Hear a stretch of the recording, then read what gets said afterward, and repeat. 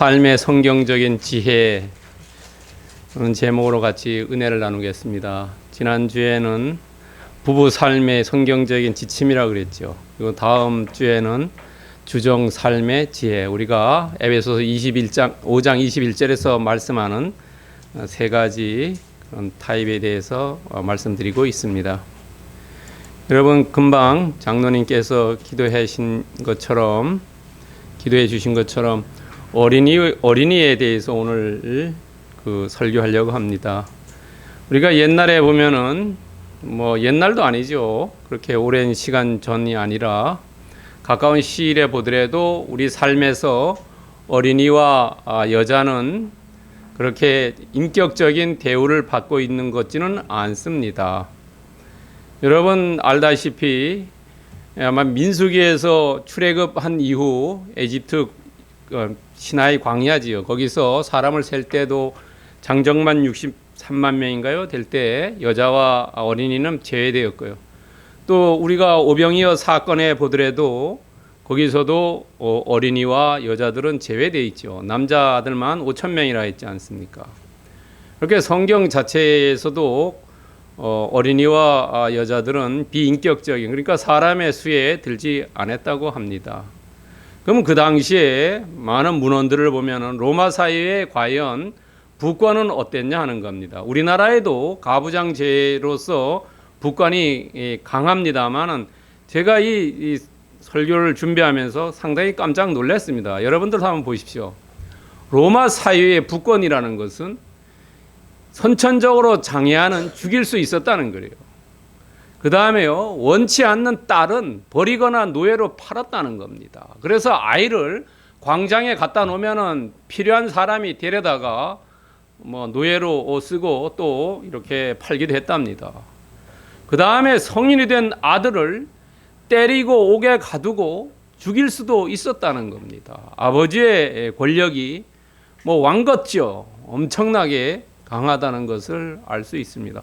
자식을 죽일 수 있다는 그런 권력까지 가지고 있었다 합니다. 그러니까 우리나라의 부권이 여기에 미칠 수가 없지요. 이렇게 로마 시대에는 막강한 그 아버지의 권한이 있었는데, 그러나 예수님이 오신 이후 예수님께서는 전혀 다른 모습으로 어린이를 대하지요.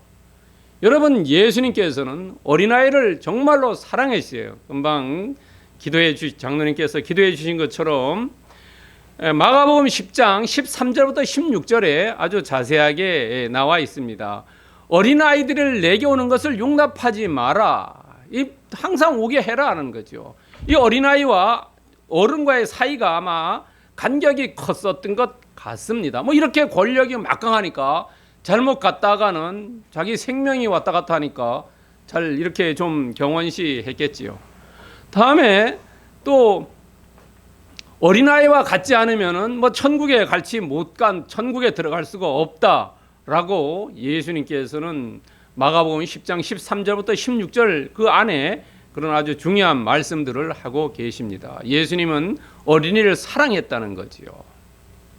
그리고 또 예수님이 돌아가신 이후 사도행전에 보면은 어린이는 하나님의 약속에 포함되어 있다는 거예요. 베드로가 설교할 때 2장 38절하고 39절에 보면은 베드로가 그 많은 사람들한테 설교할 때 어린이도 하나님의 약속에 포함되어 있다는 거죠.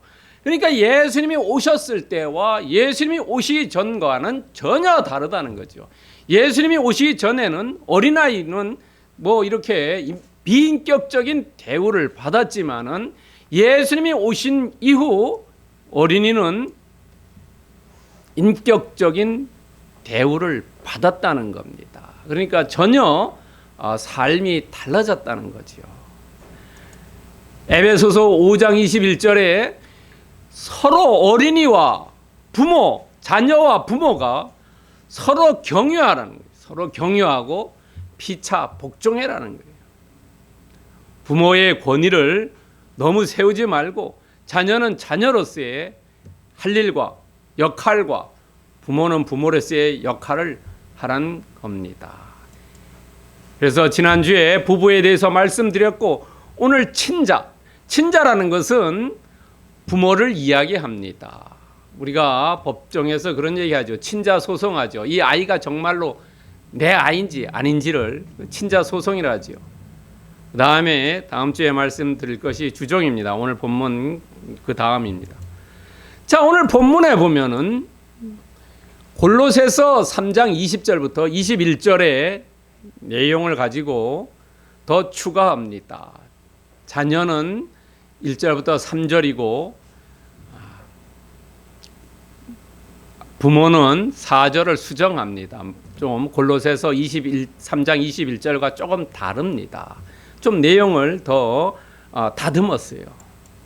그런데 오늘도 역시 바울이 글을 편지 쓴 거 보면은 사회적인 약자인 어린이를 먼저 얘기하고 그 다음에 어른을 얘기하죠. 아버지를 얘기해요. 그러나 오늘 주 핵심은 자녀에 대해서 있습니다. 1절과 3절 그 핵심 내용이래요. 권면의 대상이 자녀라는 거예요. 아버지가 아닌가요? 그리고 그 당시에는 부모와 자녀가 같이 예배를 드린 것 같습니다. 오늘날도 유대인들은 회당에서 예배 드릴 때 가족이 다 같이 간다 그러죠. 어린이와 어른과 같이 가서 예배를 드린다고 하죠.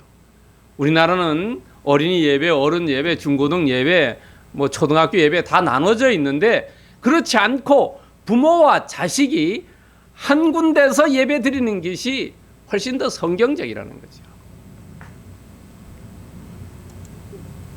다음에 오늘 순종과 복종 나오는데요. 한국어와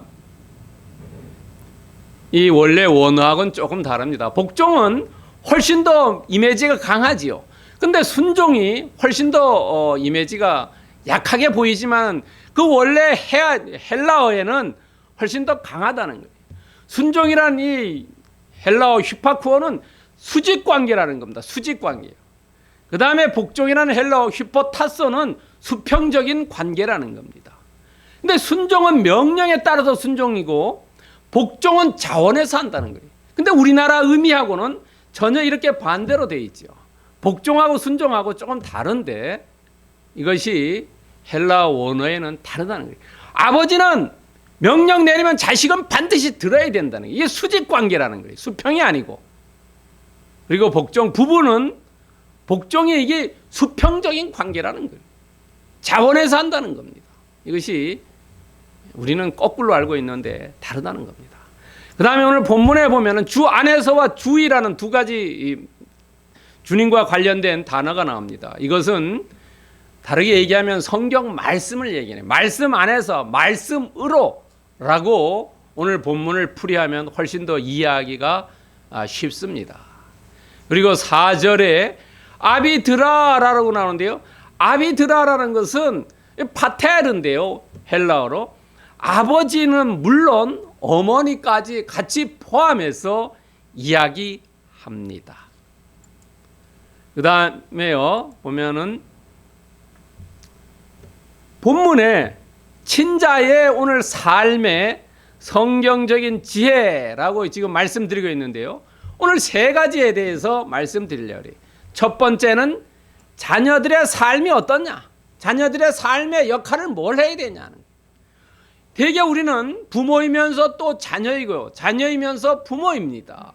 그랬을 때 자녀로서의 역할은 어떻게 해야 되고 부모로서의 역할은 어떻게 해야 되고 오늘 사도 바울이 편지를 썼는데 부모와 자녀 이 관계가 아니라 뭔가 사도 바울이 자기가 하고 싶었던 얘기가 있다는 거죠. 뭔가가요. 이 두 개의 관계를 이야기하면서 내가 하고 싶었던 이야기는 정말로 그 안에 숨겨져 있다는 거죠. 우리는 문자적인 자녀와 부모의 역할만 얘기하지 그 안에 핵심적으로 사도 바울이 얘기하려던 것은 잘 얘기하지 않지요. 오늘 거기까지 한번 깊이 묵상해 보겠습니다. 첫 번째, 자녀로서의 역할입니다. 1절과 3절입니다. 크리스찬 자녀입니다. 에베소 교회에서 부모와 같이 예배드리는 그 크리스찬 자녀에게 사도 바울이 이야기합니다. 이 자녀라는 것은 헬라어로 테크논이라고요. 실제로 오늘 자녀들아라고 얘기할 때는 테크나라고 얘기합니다. 거기서는 이것은 명사고 복수고 혹격이고 중성이래요. 그러니까 자녀들아 얘기할 때 남자 여자 다 얘기하는 거예요. 근데 이 자녀들아라는 것은 정말로 나이가 우리나라도 있죠. 나이가 많으신 90이 된 분이 70이나 60 된 자녀에게 얘기하는 것도 자녀들이라고 얘기해요. 그러나 오늘 본문에서는 정말로 나이 든 자녀가 아니고 어린 초등학생이나 중학생, 성인이 안 된 그런 자녀를 이야기합니다.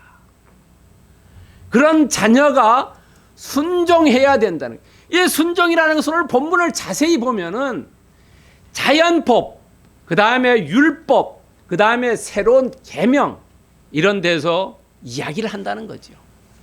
여러분, 이 자연법에서는 이것이 옳다라고 이야기합니다. 이것이 옳다. 자녀가 부모에게 순종하는 것은 이것이 옳다. 이것은 전 세계 어디서나 공통이라는 거예요. 어느 종교에서나 다 공통이라는 거죠. 철학에서도 공통이고 인본주의에서도 다 공통이라는 거예요. 이건 자연법이라는 겁니다. 두 번째로요, 율법에서 그렇게 되어 있다는 거죠. 율법에서의 내 첫 계명이다 하는 거죠. 그것은 이 사도 바울이 출애굽기 20장 12절과 신명기 5장 16절에서 가져와서 인용을 합니다. 그 출애굽기 20장 12절과 신명기 5장 16절은 십계명에 이야기합니다. 여러분, 우리가 십계명 잘 알고 있죠. 1절부터 4절은 하나님께 대한 것이고 5절부터 10절은 인간에 대한 거지요. 5절부터 10절의 인간에 대한 것 중에 특별히 5절에만 약속이 있다는 거죠. 여러분, 6절부터는 약속이 없어요. 6절에는요. 5절에만 약속이 있습니다. 5절에만. 여러분, 그 6절부터 이렇게 차례차례 내려가는 것이 전부 강도가 약한 거지요. 살인하지 말라, 간음하지 말라, 도둑질하지 말라, 이웃의 거짓 증거하지 말라, 탐내지 말라, 이런 게 차례차례 강도가 약한 것으로 내려가죠. 그 중에서 가장 첫 계명이라는 것이 뭐냐면, 여러분, 그 사람 인간의 관계에 대한 것 중에 첫 번째로 제일 중요한 게 부모의 순종이라는 거죠. 부모의 순종. 그런데 이 당시에 출애굽기나 신명기 나왔을 때 이 율법에서의 순종은 무조건적인 순종이래요. 어쩌면 맹종일지 모릅니다. 그러나 예수님께서 오셔서 오늘 이 본문에다가 한 단어를 더 추가합니다. 그것이 뭐냐면 주 안에서 순종하라는 겁니다. 주 안에서요. 주 안에서 순종해라. 주 안에서는 아까 뭐라고 제가 말씀드렸을까? 말씀 안에서는 순종하지만 말씀을 벗어났을 때는 순종하지 않아도 된다는 겁니다. 말씀 안에서 그 부모에게 순종해라는 겁니다. 그 왜 순종하느냐 하는 거예요. 순종하는 것은 그건 다른 사람을 위해서 하는 것이 아니라는 겁니다. 그 자기 자신을 위해서 한다는 거죠. 순종을 하면은 축복을 받는, 축복이 어떤 축복이냐면 형통과 장수라는 겁니다. 여러분, 잘 된다는 것을 중국 성경을 찾아보면 잘 된다는 것을 뭐라고 해냐면 형통이라고 번역해놨어요. 중국 성경에서는. 우리나라 성경에서는 잘 된다 이렇게 번역되어 있는데 중국 성경에서는 형통으로 번역해놨어요. 그 다음에 장수입니다. 그러니까 일이 잘 형통하게 되고 장수하게 되는 것은 부모의 말씀을 잘 들으라는 거예요. 여러분, 우리의 삶에서 고난이 왔을 때 한번 내 자신을 되돌아보라는 거예요. 내가 어려움을 당할 때, 일이 잘 안 풀릴 때 내가 부모에게 순종하고 있느냐 하는 것을 체크해 보라는 거예요. 내가 기도를 많이 했을 때 기도가 응답되지 않을 때 내가 부모에게 순종하고 있느냐라는 걸 체크해 보라는 거예요. 부모에게 순종하지 않을 때 형통과 장수가 오지 않는다는 겁니다.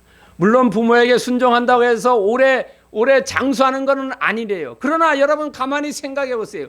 부모에게 순종하지 않는 사람들을 대개 보면은 어떤 삶을 살고 있습니까? 방탕한 삶을 살고 있지요. 여러분요, 부모에게 순종하지 않는 사람은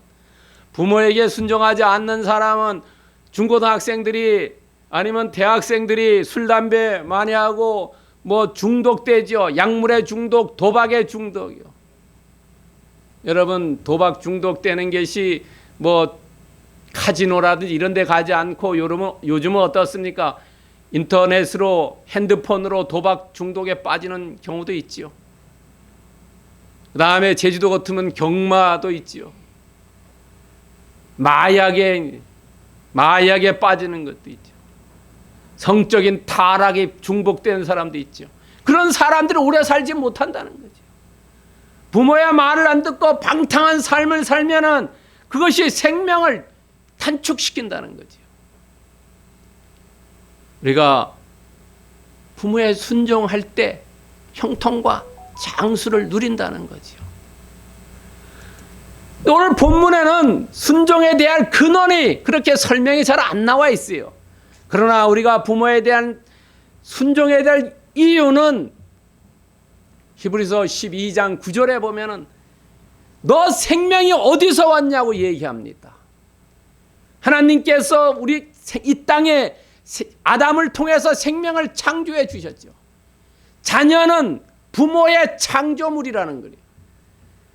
자녀의 생명은 부모로부터 왔다는 거예요. 그 근원을 잊어버리기 때문에 순종하지 않는다는 거죠.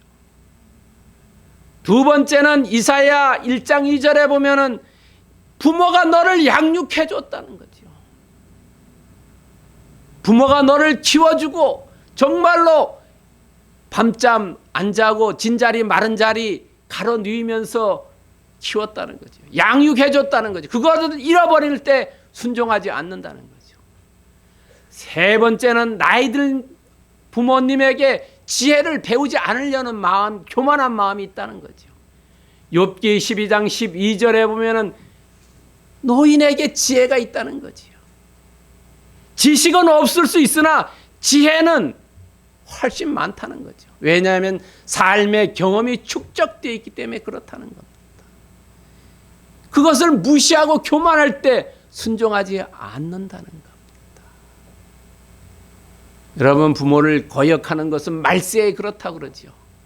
디모데후서의 3장에 나오죠. 말세에는 부모를 거역한다 그러죠. 그러나 구약에 보면 부모를 거역하고 저주할 때는 돌로 쳐 죽이라고 얘기하지요. 그래서 우리는 자녀일 수도 있고 내가 부모일 수도 있습니다. 그런데 자녀로서의 역할은 뭐냐 하면 부모를 즐겁게 하며 너 낳은 어미를 기쁘게 하라는 거예요. 부모님을 기쁘게 해줘야 되죠. 그래서 철든 자녀들은 어떻습니까? 부모에게 근심 걱정 끼치는 것은 전화로도 얘기 잘 안 하지요.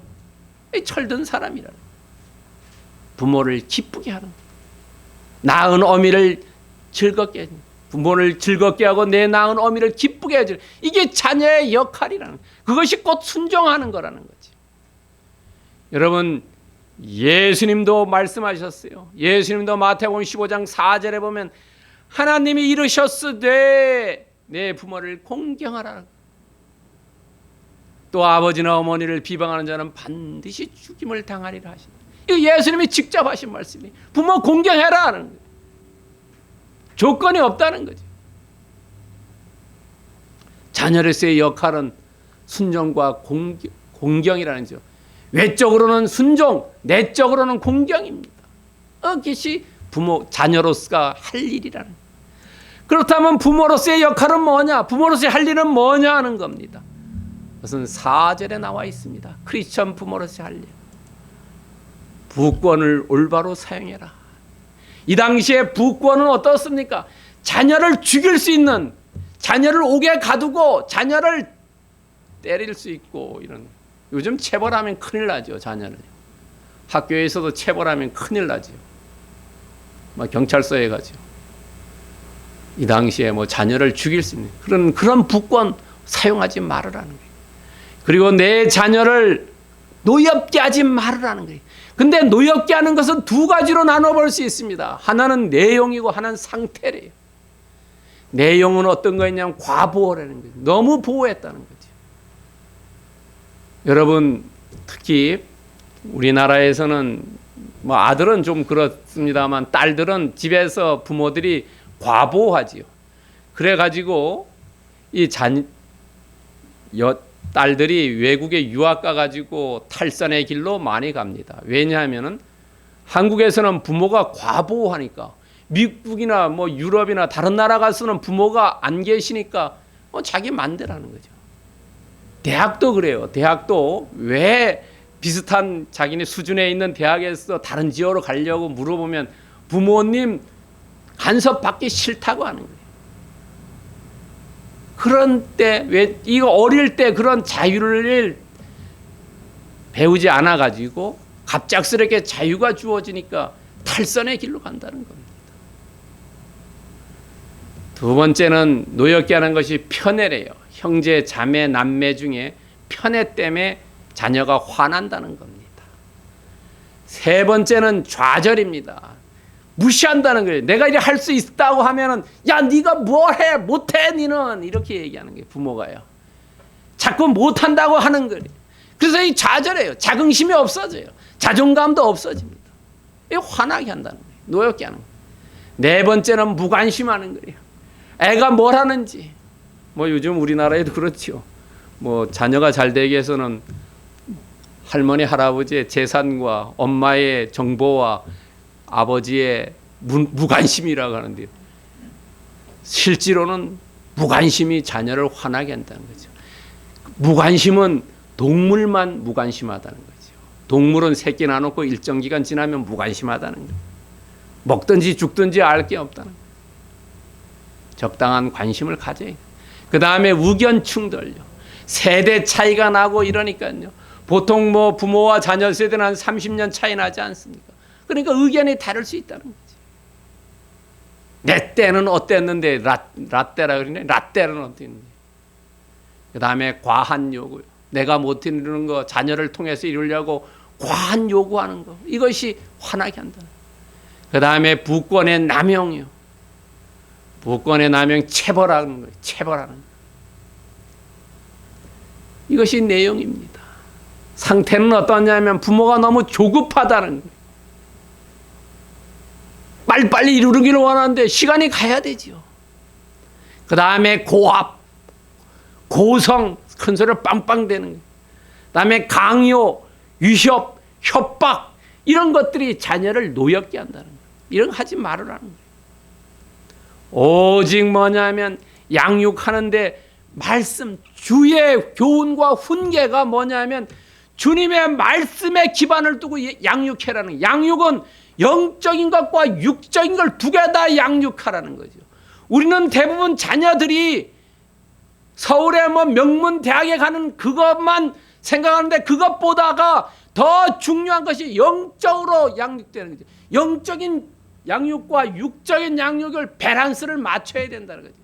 마차의 두 바퀴처럼 밸런스가 맞아야 되는데 오늘날 크리스찬인 부모들도 나 너를 막론하고 대부분 부모들이 영적인 양육보다는 육적인 양육에 더 관심을 많지요.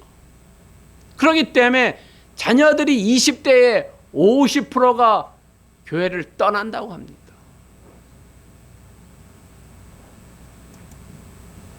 네 번째는요. 그렇기 때문에 부모가 거듭나야 된다는 거예요. 거듭나야지. 우리가 고린도후서 5장 17절에 새로운 피조물이 되는 거예요. 새로운 피조물이 되어서 부모가 화나더라도 신중함과 지혜를 가지고 책망하고 경고하고 충고하고 권면하고 조언해야 된다는 거지요. 신명기 31장 13절에 보면요. 이 말씀을 알지 못하는 그들을 자녀에게 듣게 하고, 이 듣고를 다른 성경 번역은 듣게 하고 그래요. 듣게 하고 내 하나님 여호와 경유하기를 배우게 하라. 부모로서의 역할은 우리가 다음 세대가 어떻습니까? 예수님 모르지요. 모태 신앙이라 하더라도 가르쳐 주지 않으면 모르지 않습니까? 나쁜 짓은 가르쳐 주지 않아도 알지만은 좋은 것은 가르쳐 주지 않으면 몰라요. 신앙, 말씀을 듣게 하고 하나님을 경외하는 것을 배우게 해라는 거예요. 여러분, 우리가 또 신명기 잘 아는 말씀도 있죠. 쉐마요, 쉐마. 신명기 6장 4절부터 9절에 쉐마. 이스라엘아 들으라라고 시작하는 쉐마가요. 거기서도 뭐라고 합니까? 신명기 6장 7절에도 쉐마에서도 내 자녀에게 부지런히 가르치고 집에서나 뭐 나올 때나 앉을 때나 늘 하나님의 말씀을 강론하라는 거죠. 쉐마요. 신명기 6장 7절에도 말씀드렸어요. 우리는 부모로서 정말로 가르쳐 줄 게 뭐냐면 육적인 것보다가 영적인 하나님의 말씀을 더 가르쳐주고 내 자신이 하나님의 말씀으로서 거듭나야 됩니다. 새로운 피조물로 되어서 이전에 그 부권의 그런 것을 버리고 새로운 피조물로서 정말로 신중하고 지혜롭게 자녀들을 양육해라는 거죠. 화나게 하지 말고요. 세 번째로는요, 사도 바울이 이 아버지와 자녀들의 관계를 통해서 뭘 얘기하려고 했느냐 하는 거예요. 사도 바울은 은연중에 이 비유를 통해서 에베소 교인간의 본인과의 관계를 조명했다는 겁니다. 에베소 두란노에서 3년 동안 성경 말씀을 가르쳤지요. 나는 멘토고 너희들은 멘티로서의 우리가 롤 모델을 살리자는 거예요. 나는 영적인 부모고 너희들은 영적인 자녀다 하는 거예요. 정말로 너희들이 할 것은 하나님 말씀에 순종하는 거다. 하나님 말씀이 내가 가르쳐준 그 말씀에 너희들이 사람에게 충성하지 말고 하나님께 충성해라는 거예요. 지금 에베소 교회가 문제가 있는 거예요. 문제가 있어서 사도 바울이 편지 쓰는 겁니다. 로마 감옥에서 너희들이 내가 가르쳐준 그 말씀에 순종해라는 거예요. 아버지의 자녀의 관계를 통해서요. 너희들이 크리스찬 된 이후의 삶의 중심은 세상의 가치가 아니라 예수 그리스도가 새롭게 너희들에게 주신 그 말씀, 그 말씀에 따라서 너희들이 삶을 살아라고 이야기하고 있다는 거죠. 오늘날 우리도 자녀로서 부모로서 정말로 예수 그리스도의 그 말씀이 우리의 삶의 중심이 되어야 된다. 예수님께서 마태복음 7장 21절에 나더러 주여 주여 하는 자마다 다 천국에 들어가는 게 아니다. 하늘에 계신 내 아버지 뜻대로 행하는 자라야 된다. 에베소 교인 너희들이 정말로 말씀에 충성해서 하늘나라 가길 나는 바란다라는 것을 사도 바울이 이 본문을 통해서 은연중에 우리 얘기하고 있다는 거예요. 오늘 우리에게도 얘기하고 있는 거예요. 외적인 것은 자녀 부모의 관계지만 그 안에 깊숙한 것은 자녀에게 이야기할 때도 주 안에서 아버지한테 얘기할 때도 주의 교훈과 말씀을. 그러니까 너희들이 그 말씀의 뜻대로 삶을 살아라는 거예요. 그렇다면 오늘 본문을 통해서 우리에게 주는 메시지는 뭐냐는 거죠. 메시지는 부자 자효래요. 사자성어로 얘기한 부자 자효입니다. 이 사자성어는 제가 만든 게 아니고요. 나와 있는 말씀입니다. 인터넷 들어가서 부자 자효 치면 나옵니다. 이 자자가 옛날에 배울 때는 저는 이 자자가 뭐 자비 자자, 뭐 자애로울 자자라고 배웠는데 오늘날 보면 이 사랑 자자라고 얘기한답니다. 부모는 사랑하고 자식은 효도해야 된다. 이 부자 자효입니다. 아버지는 말씀으로 자녀를 잘 양육하고 자녀는 주 안에서 부모에게 순종하는 것, 이게 부자 자효라는 겁니다. 여기에 중심은 세상적인 인본주의에서는 하나님의 말씀이 빠져있고 우리 그대로의 삶이지만은 우리 크리스찬들은 이 부자 자효가 그리스도가 말씀에, 그리스도 말씀이 중심이 되어 있는, 삶의 중심은 예수 그리스도라는 것을 잊으면 안 된다는 거죠.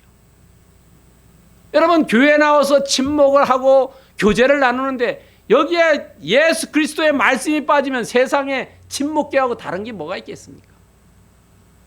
크리스찬들에는 중심이 예수 그리스도라는 거죠.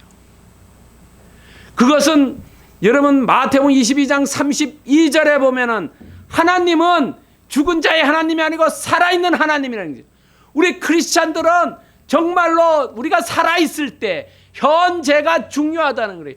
효도도 죽은 다음에 상다리 부러지게 차리는 그것이 효도가 아니라 부모님이 살아계셨을 때 자녀가 내 품을 떠나기 전에 사랑하는 거죠. 그래서 부모는 어떻습니까?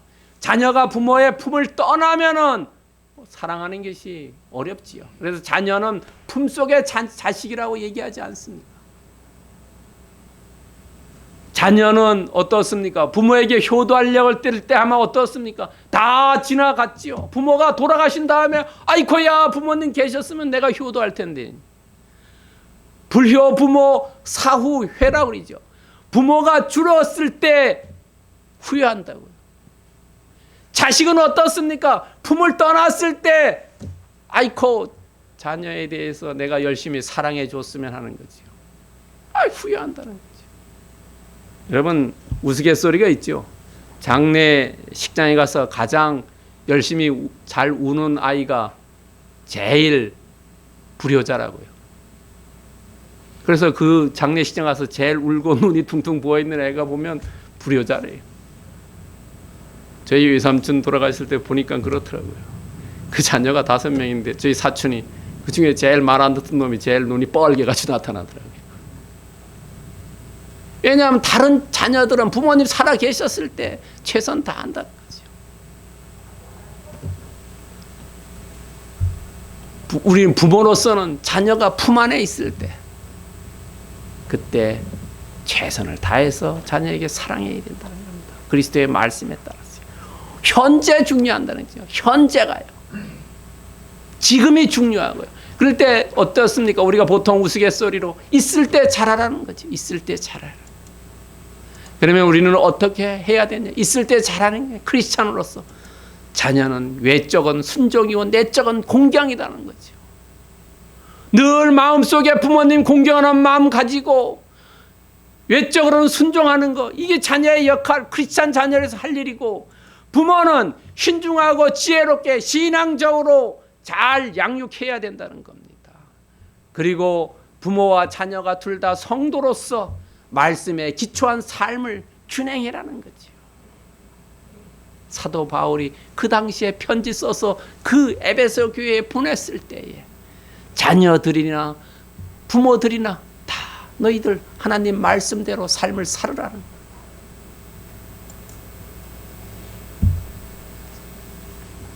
여러분, 디모데전서 5장 4절에 보면은 그들로 먼저 자기 집에서 효를 행하여 부모에게 보답하기를 배우게 하라. 집에서 효를 행하여. 이 번역 다른 성경 보면 종교 잘 예배를 잘 드리고 부모님에게 효를 행해라 이렇게 번역된 것도 있어요. 예배를 잘 드리게 하는 거, 그리고 부모에게 효를 행하는 거, 이것을 가르치라는 겁니다. 자녀에게요. 예배를 잘 드리는 거. 두 번째는 뭐냐면 마땅히 행할 길을 아이에게 가르치라. 그러면 늙어도 그걸 떠나지 않는다는 거죠. 잠시 잠깐 초중학, 초등, 중등, 고등 때 열심히 신앙교육을 하면은 얘가 대학 가서 잠깐 방황하고 20대에 교회 안 다닌다 하더라도 어느 날 갑자기 돌아온다는 거죠. 하나님께서 버리지 않는다는 거예요. 그래서 어릴 때 하나님 말씀으로 가르치는 거, 이게 매우 매우 중요하다는 거죠. 늙어서도 떠나지 않는다는 겁니다. 오늘 에베소서 6장 1절부터 4절을 통해서 이것이 그냥 부모 자녀의 관계가 아니라 정말로 우리에게 주는 그런 말씀이지요. 내가 삶을 되돌아보면서 어떻게 살아야 갈까? 나는 자녀로서, 나는 부모로서, 나는 성도로서 어떤 삶을 살아야 되는 것을 우리에게 깊이 통찰력을 주고 있습니다. 여러분, 정말 오늘 말씀대로 삶을 사시면서 하늘로부터 큰 축복받기를 축원드립니다. 기도하겠습니다. 사랑하는